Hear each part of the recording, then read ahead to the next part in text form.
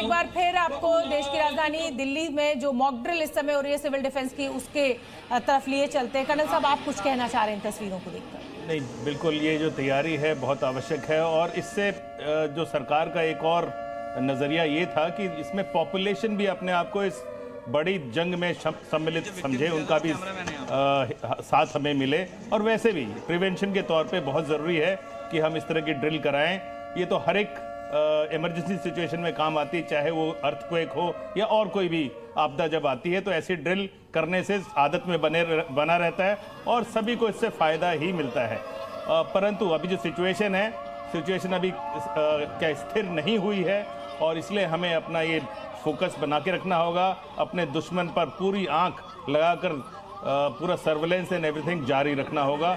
अभी खतरा टला नहीं है। जी बिल्कुल, आप ठीक कह रहे हैं। और ये जो अभी हमने तस्वीरें दिखाई कि आतंकवादी के जनाजे में सेना के अधिकारी वर्दी पहन के पहुंचे हुए हैं, ये कहीं ना कहीं नेक्सस पूरी दुनिया जानती है। यहाँ पे आईएसआई का, सेना का और आतंकवादियों का नेक्सस सबको पता है, लेकिन जनाजे में शामिल होना मतलब आपने पूरी दुनिया को दिखा दिया कि देखिए हम इन आतंकवादियों के साथ हैं और इनके मरने पर आज शोक व्यक्त कर रहे हैं। जी बिल्कुल, ये बात मैं सुबह से भी कह रहा हूँ कि जो झूठ ये बोलते रहे हैं विदेशी पत्रकारों के सामने, वो झूठ सामने आ चुका है। और ये बहुत दुख की बात है कि आज भी पाकिस्तान इससे कोई लेसन नहीं ले पाया है, और ये हमारे लिए बहुत एक चैलेंजिंग सिचुएशन है, क्योंकि आगे हमें कभी भी इन पर विश्वास नहीं करना है और ध्यान रखना है कि हम अपना स्ट्रेचर जो है बना के रखें, अपना बैलेंस बना के रखें। साहब, मैं जो आरएमएल अस्पताल है, बड़ा जाना माना अस्पताल है दिल्ली का, वहां पर भी ये सिविल डिफेंस की मॉक ड्रिल हुई है, और उससे जुड़ा हुआ एक जल्दी से हम एक रिपोर्ट छोटी सी दिखा देते हैं दर्शकों को।